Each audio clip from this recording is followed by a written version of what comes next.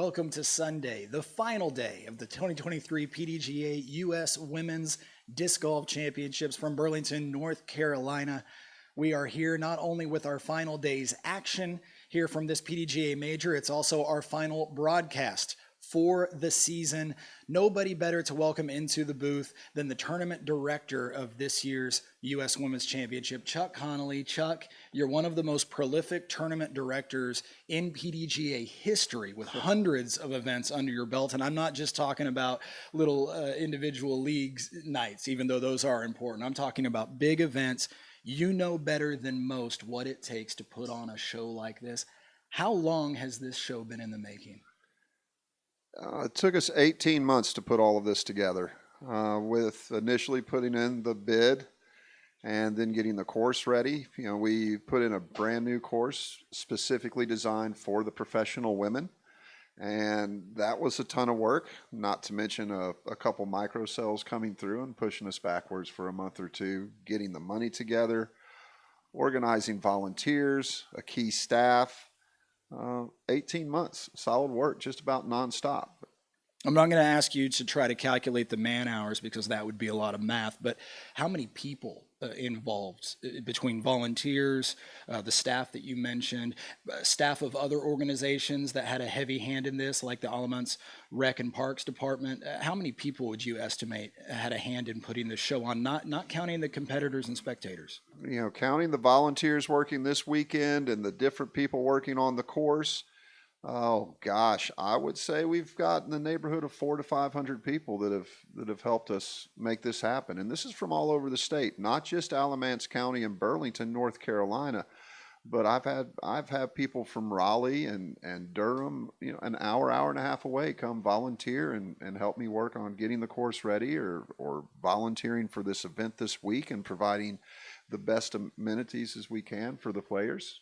Not only that, 340 players, many of them juniors or amateurs, which means family members coming, and then on top of that, ticketed spectators. So we've impacted the lives of several thousand people minimum, and then all of those, of course, watching online as they may be doing right now. I want to ask you about something that I think is going to be a memorable item that will stick in the memories of all of those involved with this event. Yesterday was almost a washout in terms of the amount of rain that we got from Tropical Storm Ophelia. So many players came by where I was stationed with smiles on their faces, cracking up at just the conditions, the wind. It's not every day you get to play in a tropical storm. The attitudes were fantastic yesterday, I thought. So many people just seem to think this is a memory and I'm going to cherish it. What did it take for you to be able to lead your staff in keeping the event going during a tropical storm? Oh man, just watching the weather and praying. I believe it or not, before the day before the storm, I'm involved with this on a regular basis, and these things hit North Carolina all the time.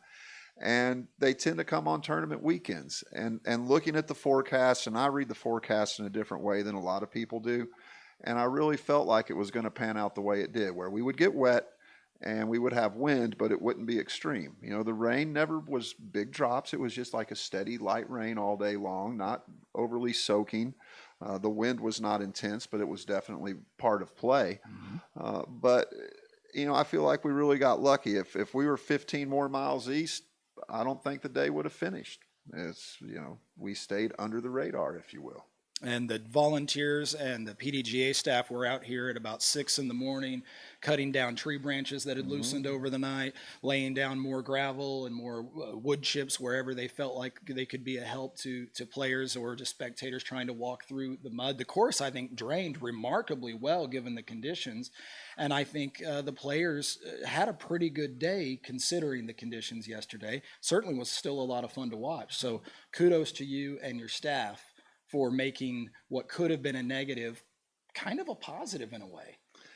It's my second, you know, I've run a tournament in a hurricane before. So this is the second time I've done this. And people, I'm not going to say they like it, but like you said, the memories it provides and the unpredictability of the flight of a disc in that kind of environment, it's something you carry with you for the rest of your life. And when you look back on it, it's pretty cool.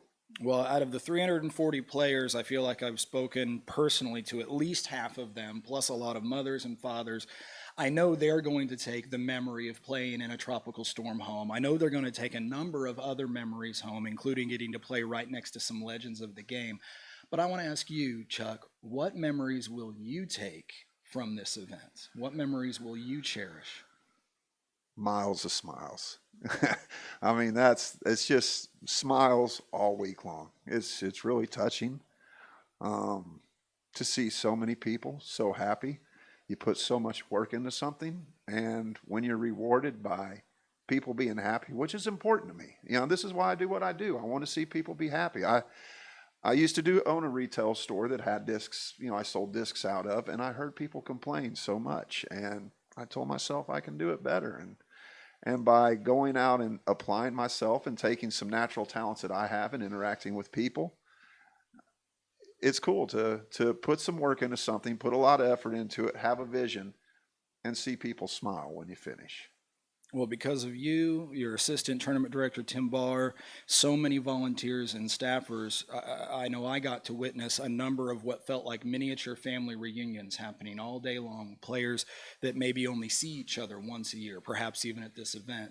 I saw that repeatedly. It put a smile on my face, even when it was strangers, but just seeing the joy that they had. And that's attributed to you and your staff. So congratulations on that. Thanks for bringing that into my life, into the life of our viewers. We're already crowning champions out there, Chuck. You have to get out there and stand next to 18 basket on 3 different courses and congratulate all of your champions. We're going to crown 21 of them today. Some have already finished. Others are coming off the course. So we have to let you go whether we want to or not because you've got some glad handing to do. Yes, so I do. Thanks again for everything that you've done. We appreciate it. Congratulations on a very successful PDGA major. Thank you. It's been my pleasure. Chuck Connolly, our tournament director here at the 2023 United States Women's Disc Golf Championship. It's a Pro-Am event, as I mentioned, 340 players, 21 divisions, 21 PDGA major champions, some of them for the very first time today, which is very special. Others just adding to their historical legacy. We've got players here that are multi-time world champions that are now adding new championships for the United States or for the Women's Championship to their resumes and just increasing what's written on that plaque down at the Disc Golf Hall of Fame. It's some pretty incredible stuff, and we're thrilled to be a part of it. Stepping in now in Sarah Nicholson's place, a competitor that would have liked to have been here, but you were a little bit busy winning a championship of your own. It's my co-host from PDGA Radio, Jennifer Allen, a multi-time PDGA major champion, and you have added another trophy to the trophy case. Yeah, it feels good. This year was special. Something today was really special. So it's kind of actually just soaking in a little bit finally. So. The adrenaline hits a little late because you're so good at keeping yourself calm in the moment. Yeah, today I've told several of my FPO, friends as they were warming up and I was walking off the course, like, enjoy today. Like, it was like, I truly felt this, and this is what I told them, like the course made us battle through, right? This week it was tough. It showed its teeth. I mean, what a hard course. We were all battling the course. You shouldn't have felt like we were battling each other. Like that was a course that you had to compete against. And if you let down your guard or you thought you were tough, it was going to show you it was tougher. And so today I stepped up and the weather was just gorgeous and you felt this beautiful just vibe, if you will, on the course. And I tried to take it all in, all 18 holes. And I hope my fellow competitors are able both to do the same today, because it was just this magical feeling out there today. And I ran as soon as I got done to watch a few of my great Innova teammates, MJ getting her win and a few other teammates finishing. So I love this year because we were all together. Almost 400 women, but on the same property. I hope in the future we continue to try to get locations that allow us to be together, because the sport's growing, so we have to use so many multiple courses, but they're usually spread out across the town. And all week long, either starting or finishing, we were all passing each other and wishing good luck or congratulating or whatever, we were together. Mm-hmm. And I think all the women together really just made this special this year. Yeah, it's going to be another special element to the memories in this particular event and all those that were a part of it. I'm not any kind of a master of segues, but I do what I can, Jennifer. The first group we're going to talk about today, we're going to review what happened yesterday and set them up for their final round is the FA1 division. Yeah. It's been a long time since you've played FA1, and I know when you did, sometimes it was hard to get a crowd together so you could play. But here we are with FA1 in round 3, a big field. Virginia Polkinghorn in the mix, as she so often is, out of Missouri, 5-time major champion at the junior level. Here she is, 3 back of the leader on hole number 1. Starts things off the way you need to with that birdie.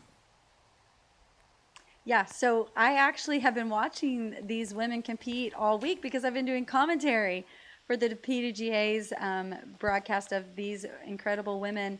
And round 1, Virginia was on the feature card, and she just overpowered this very short course. And so I was really excited last night to watch her in the rain, dial it down a little bit. And she had an incredible, I think it was back 9 that went like 5 down or something, or might have been the front 9. Hitting these huge putts, backing off, staying close to the basket, not overpowering. So I think the rain helped her kind of back off a little bit. It was awesome. I know, I wish that one... Off the I was koozie. so glad she made this putt. Sorry, spoiler. Because she dialed the hole in, and sometimes you get those bad kicks after great shots. So I was very excited to see her capitalize on that great drive. And yeah, this course is so short, and she has so much power. And she just handled it like a champion. I don't know how many championships she's won before, but I know she's been playing for a long time. So it was fun to watch that. Almost skip ace there, a little short, but some excellent shots out there yesterday in really tough conditions. So many birdies on the day for Virginia, it's hard to keep track of all of them. But a pretty stellar scorecard nonetheless here in round number 3, setting her up for final round. Even overcame a couple of bogeys, and given the conditions yesterday, she did so well on. Yeah, it was incredible. Given the conditions yesterday, I think players mentally needed to be ready to give a stroke back here or there to the course. But being able to erase those bogeys the way she did, certainly a big part of her effort in trying to position herself for a run at this major title now in the FA1 division. Yeah, and it seemed like it's been a battle all week watching them. I know there's going to be a new name popping in on the final round today, but this little girl, talk about power and having all shots. She has this excellent little forehand that reminds me of multiple great pros, and a huge power on the backhand and a strong putter, as you just see right there. So this girl is going to be a force to reckon with, I think, in a few years. Look at this little Adam Hammis forehand there. Just that little flick of the wrist. Yep, Addison Woodard. Addison Woodard out of Illinois started the day tied for the lead with Brooke Johnson. Had its tough start to round 3 and then starts to recover from that start. We see her now ahead at the 9th. Yeah, she's got such control, because wait till you see her when she gets out to the last open shots. Like, she has a lot of power, huge drives, but in the woods she was able to control that power, hit these huge putts. She missed a few putts on the first couple of holes that I think she was disappointed with because she's such a good putter. She was hitting them high. Like, she's ready to win and battle for this championship. So fun girl to watch for sure. Touchy little forehand there, shapes it through the trees. Yeah, That's solid a birdie putt. on Almost the bounced 10th. it off the pole. I was glad to see that one stay. Ahead to the 16th, 195-foot tight par 3. Yeah, there's some of these holes that, like, I couldn't even find the lines through the drone. Like, tough, technical course. And they are doing well to play that in these conditions. And not every hole on this course is a shorty. Here we are on the 17th, a long par 4, 600 feet. Huge backhand drive, showing a lot of versatility in her game. This is the power I'm talking about, and wait till you see this approach.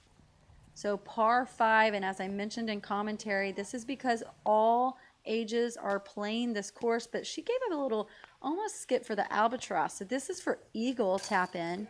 And I'll give Brooke a shout out as well. Brooke also eagled this hole. So short par fives for these women, but we have 8 through 75 playing it. Addison Woodard there, stringing together birdies. And of course, that 4 under through 3 finish there. Yeah. Can't get off the course any better than that. I'm sure that helps you sleep a little better that night when you Right. come off with those good vibes in your head. Yeah, you always want to start strong, but I'd rather finish strong. So you can walk off with a smile. So Addison Woodard definitely in the hunt along with Virginia Polkinghorn. So Jennifer is the one that's going to be new. If you've been following along live this week with the post-produced coverage, and then Brooke Johnson also has been on that coverage all week long. So some awesome women to get out there and watch. That coverage is out there, so make sure you find it on the PDGA page. And today's action will be out tomorrow on the PDGA's page. So plenty of chances to watch great coverage, in this case of the FA1 division and other divisions, including this afternoon's coverage in FPO, which will be on the Disc Golf Network. All of that coming your way, and we've got more coming your way right after this. Stay with us.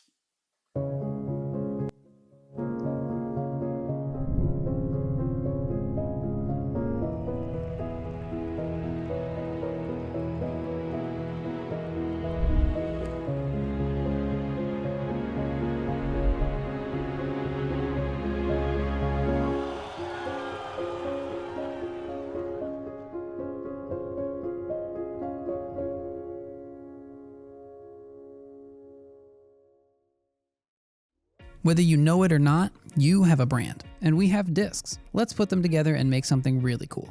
We've got plenty of discs and are ready to stamp or Dimax them however you'd like. Isn't it expensive? Well, guy who asks convenient questions, at Dynamic Discs you can see what's available and fill out the form to see what it'll cost you before you even order. Sometimes I fill it out just for fun, because you can watch the numbers go. Anyways, head to dynamicdiscs.com/custom to place your custom order and grow your brand, whatever that is.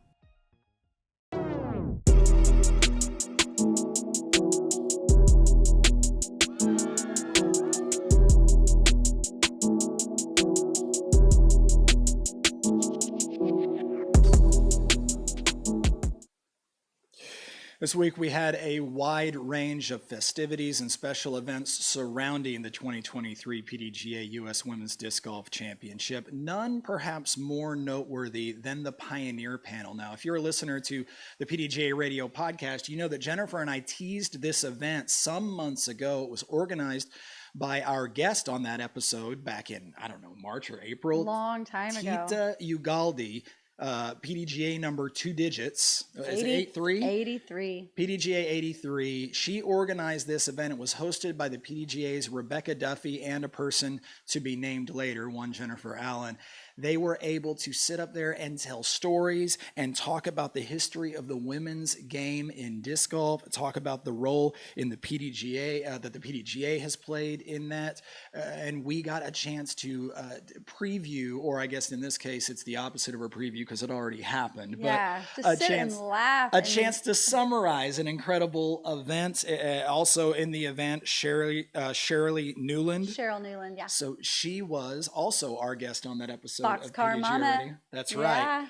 We caught up with her. Check this out. We just want to give you some idea of what you might miss, but wink, wink, there's some coverage coming of it later. So stay tuned Number to PDGA 76, for that. Cheryl Newland. This is number 76. Check it out.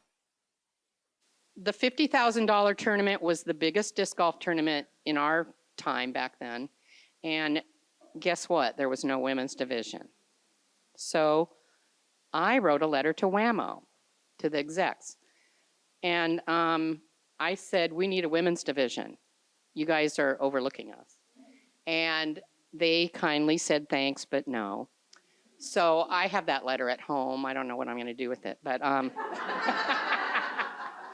but did Cheryl stop there? No. Cheryl called Ed Hedrick, who was running the tournament, and said, Ed, you need some women at that tournament. And he said, you're right. So he invited many of us, and we were there, and we didn't get any money, though. But we got our $100 entry fees paid by WAMO, and I got my airfare paid. So I didn't have to ride a freight train. So that was a big deal to get a women's division. So 1979. So we all did it for fun. We didn't get any money. You know, there was very little. We did shows and taught classes, and we did a lot to promote it with park departments and schools, but there was really no money. I still have a real fun time when I see young people playing in a park, and I go up to them and go, "Hey, can I throw?" And they look at me like, "Oh, geez."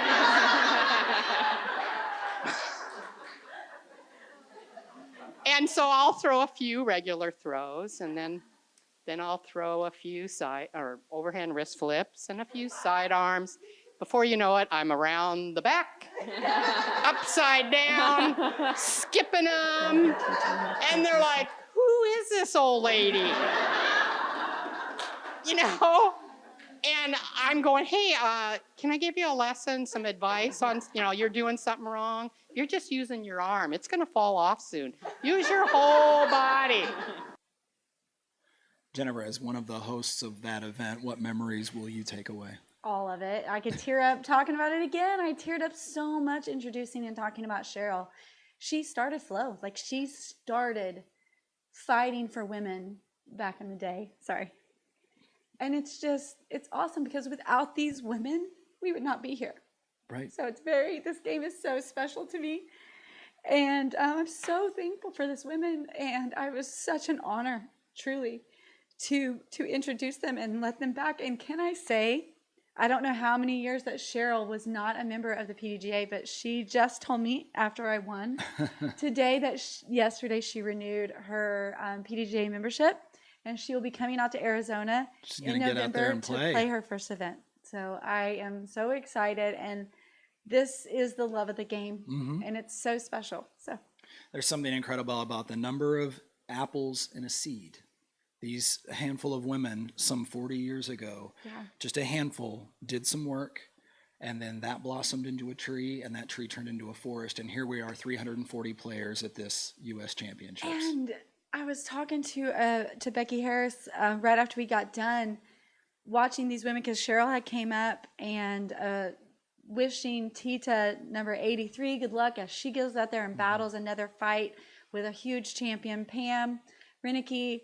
And these women like Michelle Marini, number 303, who is a two-time world champion, just now coming back in the game. And she told me she finally this summer crested $1,000 in winnings, and she's a two-time world champion. So look at the growth of the sport and where we've come. So these world champions are now able to come back into the sport that they left maybe for careers and families, and these women are able to come back open arms, and we get to watch these legends back in the game again. So lifelong sport that just come on back. If you played back in the day, get back in it, join again, and get out on the course, because it's such a magical, loving game.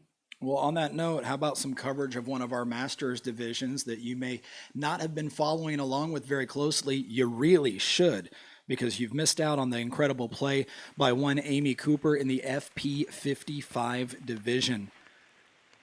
Had a slow start yesterday by her standards, parred 7 of the first 9 holes, actually lost the lead briefly. Here she is, though, on hole number 2. A great drive. Just cannot get the putt to fall into the bottom of the basket, but finished 4 down on the final 3 holes, including this incredible drive at the 16th. Ooh, that was a solid putt.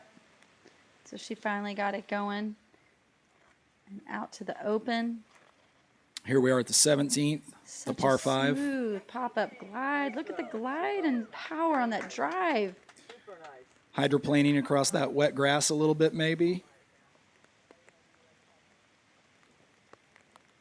And almost that ultimate throw. You know, all of these women who have played for so long, they played all the other games. You know, DDC, MTA. They had that catch throw This was an overall game.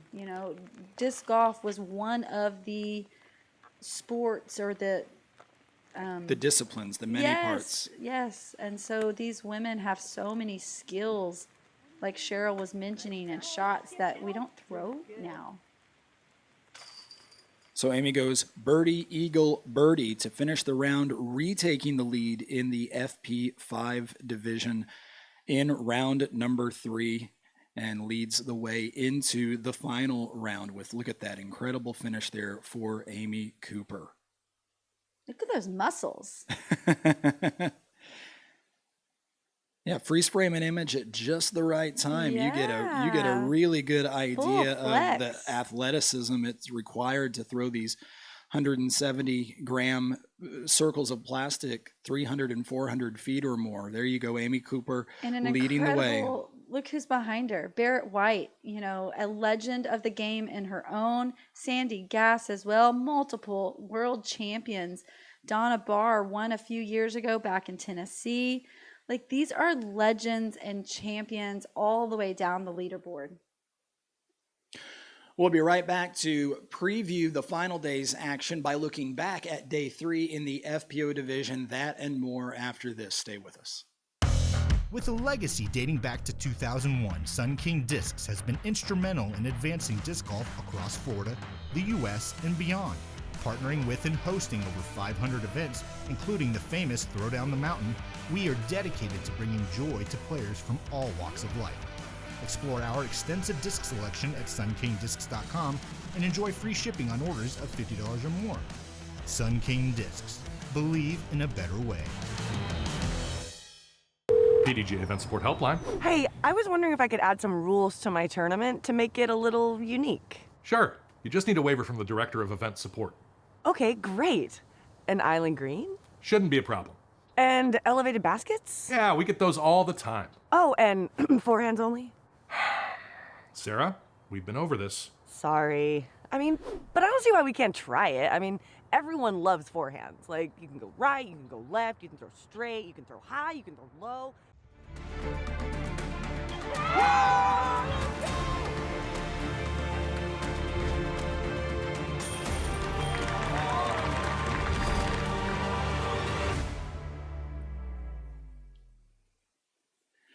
This year, the PDGA announced the inaugural Beckys Alec Award in memory of Beckys Alec, a longtime member of the disc golf community. This award was created to honor women who have made an impact in our sport, and they handed out the very first Beckys Alec Award at the players' meeting before this tournament kicked off. Check it out. The Beckys Alec Women's Choice Award is a new annual award created by the PDGA's Women's Committee to spotlight tournament directors in our sport who go above and beyond in promoting women's initiatives and women-friendly events. The award is named in honor of the late Becky Alec, a disc golf Hall of Famer whose legacy of making differences in our sport continues. We are pleased to present the inaugural award of this year's U.S. Women's Disc Golf Championship. The PDGA Women's Committee is pleased to present the inaugural PDGA Beckys Alec Women's Choice Award to Sarah Nicholson.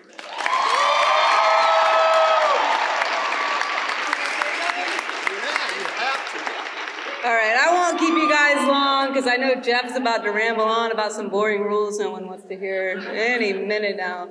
But when I worked for the PGA, I gave out so many of these, and I really wanted one. So I'm really excited to be taking this one home. It's so great to be here. It feels weird getting this because I just went to the women's panel, and I'm staying with Pam and Sandy, and there's so many great women, JK and Des and Barrett out there that I feel like should be up here instead of me. But I'm just happy to be here, guys. I lost my dad 3 weeks ago. He lost his battle with cancer, and he always told me, you got to do what you got to do with what you have to do it. And that's what I try to do with Throw Pink. I just try to do what I have to do for the women of the sport and to end cancer with what I have to do it. And I really appreciate this, guys. Thanks so much. Such a special moment for Sarah Nicholson. She is obviously multi-talented. She hosted this show for the last 3 days, and she does so much more for the game of disc golf. So much for years. She's just put in countless hours to grow this game, to get women out there. I mean, not just women, but she has sacrificed a lot and just so much love for this game. So such a deserving recipient of this award, and I was so happy to see her win it. So many junior players and amateur players here this week, and many of them have aspirations to one day be like you, Jen, a professional player on tour. And that's how we enter into a preview of today's action in the FPO division. A lot going on yesterday. It fit moving day, certainly by definition, but that doesn't mean it all happened in the way that we thought it would. We had rain, we had wind, and we had some other interesting things happening out there on the course. Yeah, the conditions definitely added more drama to moving day. And these women, this course, I'm telling you, has teeth. And add in the pressure of a major and winning this championship, and you're going to get what we saw, just so much action and battling out there. And Henna had an incredible round going in, just an unfortunate mishap on the 18th, giving Christian 4 strokes. And that's what you notice throughout the course. No lead is safe. Like every hole, if you had a hiccup, it was usually multiple strokes given up, not just one. So I'm so excited to watch this battle take place today and see who's crowned our champion. And also of note, here we are at the United States Women's Disc Golf Championships, and 6 of the people on that front page of the leaderboard, Europeans. Yes. All making some serious noise. You got a chance to keep up with the final round live today on the Disc Golf Network. Coverage starts at 2 p.m. Eastern Time. You won't want to miss it. It's going to be an incredible final round, I'm sure, filled with lots and lots of fireworks. There are players that are very much still in contention, including Henna. She's just 2 back. Others got a little closer to the lead there with what happened on 18. So now we've got 4, 5, 6 players all. If things go right, they could be making some noise by the end of the day. All the way down the leaderboard. I mean, just a couple of strokes spreading out. So that's one bad hole or one good hole. That may jump you 10 spots. So we're talking all the way down to, the 20th place could jump back up into 10th place today. So keep a watch on PDGA Live and see what happens. Well, before we let you go, one little surprise. Not so much for you. It's more of a surprise for you. What we like to call a championship moment.